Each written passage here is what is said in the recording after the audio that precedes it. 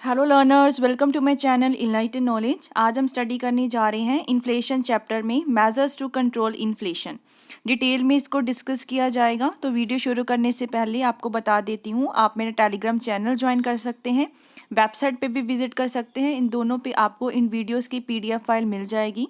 साथ ही में Facebook page को भी लाइक कर दीजिएगा, लिंक आपको डिस्क्रिप्शन बॉक्स में मिल जाएगा। शुरू कर लेते हैं। तो मेजर्स क्या होने चाहिए कि अगर इन्फ्लेशन आपको कंट्रोल में करनी है तो डिफरेंट मेजर्स बताए जाएंगे। इनमें से जो मोस्ट इम्पॉर्टेंट है आपकी monetary measures and fiscal measures. तो बात करते हैं इनके बारे में। Generally from the economic, social and political point of view, inflation is considered to be detrimental. तो इसका मतलब ये है कि अगर हम अर्थव्यवस्था की तरीके से देखें, सामाजिक या राजनीतिक व्यवस्था से देखें, तो आपका अगर इन्फ्लेशन आ जाता है उसको हम लोग बहुत ही डेट्रीमेंटल मतलब हार्मफुल मानते हैं।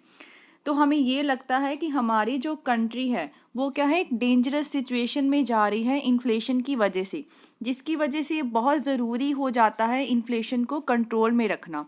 तो according to Hawtrey, if inflation is allowed initially to gain its foothold, it is very much likely to get out of control। अगर हमने इन्फ्लेशन को ऐसे ही बढ़ने दिया कि अपना वो क्या है पैर जमा के बैठ गया, तो आगे उसको कंट्रोल करना बहुत ही मुश्किल हो जाएगा, हम उसको कंट्रोल कर ही नहीं पाएंगे। तो हम क्या क्या मेजर्स ले सकते हैं इन्फ्लेशन को चेक करने के लिए। सबसे पहला है आपका मॉनेटरी मेजर्स। तो क्लासिकल इकोनॉमिस्ट ने बताया था कि हम इन्फ्लेशन को चेक करने के लिए क्या करेंगे, मनी की सप्लाई को कंट्रोल कर सकते हैं। केन्स ने ज़्यादा इसको इम्पॉर्टेंट नहीं माना, क्योंकि केन्स ने ज़्यादा मॉनेटरी मेजर्स को नहीं लिया इन्फ्लेशन को चेक करने के लिए।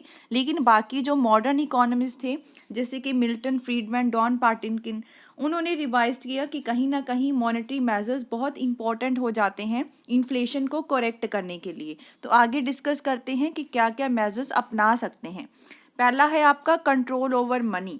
तो ये सजेशन दी गई कि अगर आपको इन्फ्लेशन को चेक करना है, उस पर कंट्रोल रखना है, तो सरकार को कुछ ना कुछ रिस्ट्रिक्शंस लगानी पड़ेगी कि सेंट्रल बैंक से कितनी मनी को इशू करवाया जा सके।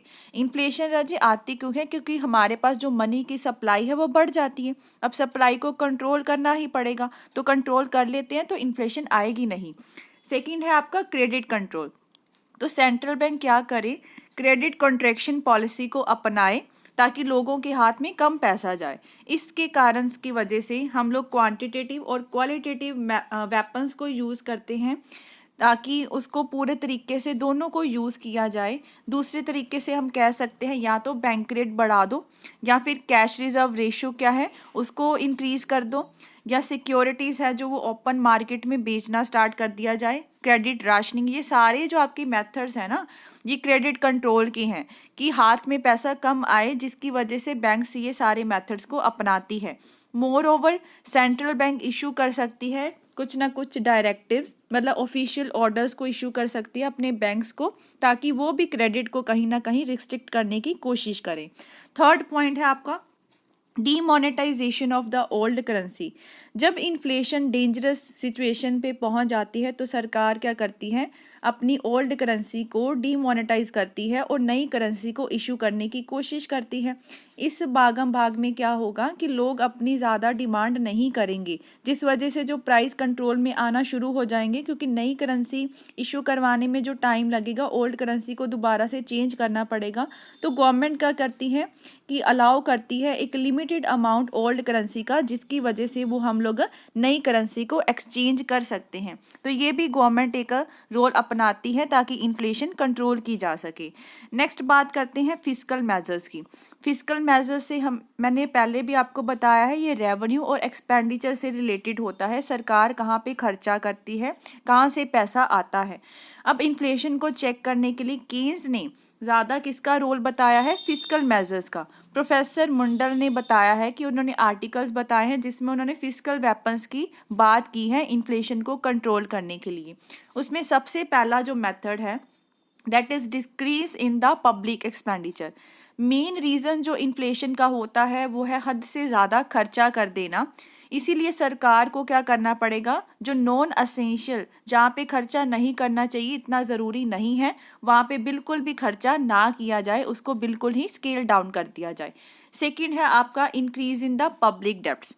अगर हमने क्या है प्राइवेट एक्सपेंडिचर को कम करना है तो ये ज़रूरी हो जाता है कि जो प्राइवेट सेक्टर है उनकी परचेजिंग पावर को कम किया जा सके बाय द पब्लिक बोरोइंग, जिससे क्या होगा कि हम लोग सेल कर देते हैं डिबेंचर्स का, बॉन्ड्स का, ताकि उनके हाथों में जो पैसा है वो कम आ सके।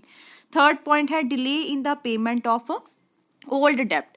तो पेमेंट है जो आपकी ओल्ड डेब्ट्स की, किसी से हमने मान लो कर्जा लिया है, 1 साल के बाद हमने उसको वापस करना था, लेकिन हमने क्या किया, 1 साल के बाद उसका जो डेब्ट है वो वापस नहीं किया, तो इसका मतलब उस पर्सन के पास पैसा नहीं गया होगा, तो वो डिमांड भी ज़्यादा नहीं करेगा। इसीलिए हम क्या करते हैं, जो पुराना लिया हुआ कर्जा है जब उसका टाइम पीरियड आता है उसको डिले कर दिया जाता है, पोस्टपोन कर दिया जाता है कुछ समय के लिए, जिसकी वजह से जो लोग हैं वो अपना क्या है एक्स्ट्रा परचेजिंग पावर नहीं बढ़ा पाएंगे, चीज़ों की डिमांड ही नहीं कर पाएंगे क्योंकि उनके पास पैसा ही नहीं आएगा। फोर्थ है टैक्सेस को बढ़ा दिया जाए। सरकार क्या करे, या तो नए टैक्स लगा दे या जो ओल्ड एग्जिस्टिंग टैक्स चल रहे हैं उनका रेट इंक्रीज कर दे, ताकि इससे क्या होगा, एक तो आपके टैक्सेस लगने की वजह से पैसा कम आएगा लोगों के हाथ में, वो स्पेंड कम करेंगे, और दूसरा ये भी है कि टैक्सेस से कोई एडवर्स इफेक्ट नहीं होना चाहिए प्रोडक्शन पे। फिफ्थ है over valuation of the money. ये मेंशन किया गया था कि डी वैल्यूएशन की वजह से इन्फ्लेशन आता है, तो इसका मतलब हम क्या कर देंगे, अपनी वैल्यू को बढ़ा देंगे, ओवर वैल्यू कर देंगे। इस सिचुएशन में क्या होगा कि इंपोर्ट्स इनकरेज हो जाएंगे और एक्सपोर्ट क्या हो जाएंगे, डिस्करेज। अब बच्चे एक्सपोर्ट डिस्करेज हो जाएंगे तो इसका मतलब पैसा नहीं आएगा और बाहर से हमें चीज़ें क्या है मंगवानी पड़ेगी, इंपोर्ट करनी पड़ेगी। सिक्स्थ वन है लेस डेफिसिट फाइनेंसिंग, क्योंकि डेफिसिट फाइनेंसिंग भी एक बहुत बड़ा कारण होता है इन्फ्लेशन के आने का। जब नई करेंसी को इशू किया जाता है, मतलब और नोट छापे जाते हैं, printing of the new currency, तो गवर्नमेंट क्या करती है, अपने जो डेफिसिट फाइनेंसिंग है उसको अवॉइड करे जितना भी हो सके। इससे क्या होगा, फालतू का खर्चा नहीं होगा और अपना रेवेन्यूज़ का जो गवर्नमेंट का है वो इंक्रीज हो सकेगा, ताकि हम लोग बैलेंस्ड बजट पर पहुंच सके। तो ये थे आपके मॉनेटरी एंड फिस्कल मेजर्स। आगे कुछ अदर मेथड्स भी पढ़ लेते हैं। हमने ये भी देखा है कि इन्फ्लेशन के कारण क्या है, या तो डिमांड का बहुत ज़्यादा बढ़ जाना, यही इम्पॉर्टेंट कारण होता है। डिमांड जब आपकी सप्लाई से ज़्यादा हो जाए, तो इसका मतलब ये है कि कुछ ऐसे मेजर्स लेने पड़ेंगे जिससे आपकी या तो सप्लाई बढ़ जाए या लोग डिमांड कम करें। तो पहला होगा आपका major increase in the production. Production बढ़ा दो ताकि आपकी सप्लाई क्या हो जाए, बढ़ जाए।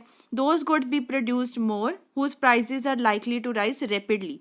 ऐसी गुड्स को ज़्यादा प्रोड्यूस किया जाए जिनके प्राइस क्या है, बढ़ते जा रहे हैं। In order to increase production, public sector को और एक्सपैंड करो, प्राइवेट सेक्टर को इंसेंटिव्स दिया जाए या फैसिलिटीज़ दी जाए ताकि वो ज़्यादा से ज़्यादा इन इंडस्ट्रीज़ की ग्रोथ करे, एडवांसमेंट करे। सेकेंड है आपका प्रॉपर कमर्शियल पॉलिसी। अगर गुड्स की सप्लाई को बढ़ाना है तो सरकार क्या परस्यू करे, एक अच्छी कमर्शियल पॉलिसी को।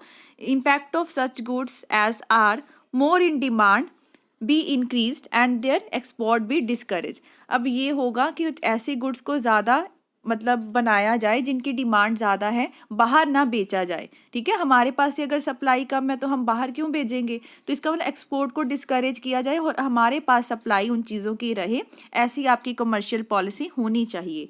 थर्ड है proper investment policy. Investment in those industry be increased where in production of goods can be accelerated over a short period. ऐसी इंडस्ट्रीज में इन्वेस्ट किया जाए जिसमें थोड़े ही समय में गुड्स की ज़्यादा प्रोडक्शन की जा सके।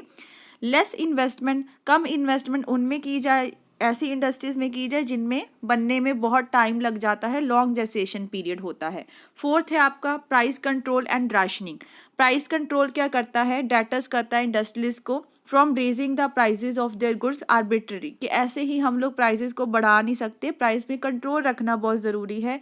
राशनिंग सिस्टम भी होना चाहिए कि जिनको ज़रूरत है, पुअर क्लास या मिडिल क्लास फैमिलीज, उनको क्या है फेयर प्राइजेस पे चीज़ें मिल जाएं। फिफ्थ है आपका encouragement to the savings. Inflation में क्या होता है कि government should attract some salary schemes का, ताकि लोग क्या है सेविंग्स करना स्टार्ट करें, ऐसे ही खर्चा ना करते रहे अपनी इनकम में। उन्होंने क्या शुरू किया, कंपलसरी सेविंग स्कीम होनी चाहिए या फिर इशू होना चाहिए कोई 5 या 10 ईयर का प्राइस बॉन्ड, जिस वजह से जो लोग हैं वो ज़्यादा सेविंग करने की कोशिश करें, उनको बढ़ावा देना चाहिए सेविंग करने के लिए। 6 पॉइंट है control over the distribution of profits of the joint stock companies, जो कंट्रोल होना चाहिए कि कैसे आपने कंपनीज के बीच में प्रॉफिट को बांटना है। अगर उस पर कंट्रोल होगा, उनसे जो शेयर होल्डर्स हैं उनकी परचेजिंग पावर कम हो जाएगी और वैसे ही वो डिमांड भी कम करेंगे। 7वां पॉइंट है आपका प्रॉपर वेज पॉलिसी। तो हायर वेजेस की वजह से भी इन्फ्लेशन आती है, हमने ये उसमें पढ़ा था कॉस्ट ऑफ प्रोडक्शन में, जिनसे क्या होता है कि as they enable the wage earner, अब उनको इनकम ज़्यादा दोगे तो वो चीज़ें क्या है ज़्यादा खरीदेंगे। अब सप्लाई पीछे से हो नहीं रही तो प्राइजेस क्या है बढ़ जाएंगे, प्राइजेस बढ़ेंगे, फिर वो कहेंगे कि हमारी वेजेस को बढ़ाओ, तो हम लोग एक स्पाइरल गैप में पहुंच जाएंगे, मतलब एक विशियस सर्कल में पहुंच जाएंगे, जिससे निकलना क्या होगा मुश्किल होगा। इसीलिए आपकी वेज पॉलिसी ऐसी हो ताकि इन्फ्लेशन ना आ सके एक इकोनॉमी में, वेजेस को इतना भी ना बढ़ाया जाए। वेजेस बढ़ाओगे आगे कॉस्ट ऑफ प्रोडक्शन बढ़ेगी, प्राइसेस को बढ़ाना पड़ेगा, प्राइसेस बढ़ेंगे फिर वो लोग कहेंगे कि वेजेस को बढ़ाओ, वेजेस फिर बढ़ेंगे, प्राइसेस देन अगेन बढ़ेंगे, तो जिस वजह से हम विशियस सर्कल में फंस के रह जाएंगे। तो इन्फ्लेशन को कंट्रोल करने के लिए आपकी वेज पॉलिसी बिल्कुल एप्रोप्रिएट होनी चाहिए, सही होनी चाहिए। तो ये थे राजे आपके मेजर्स कि क्या क्या मेथड्स अपनाने चाहिए इन्फ्लेशन को कंट्रोल करने के लिए। अगर वीडियो हेल्पफुल लगी हो चैनल को ज़रूर सब्सक्राइब कीजिए, like share and comment and press the bell icon, ताकि हर वीडियो की नोटिफिकेशन आपको टाइम टू टाइम मिलती रहे। Thank you.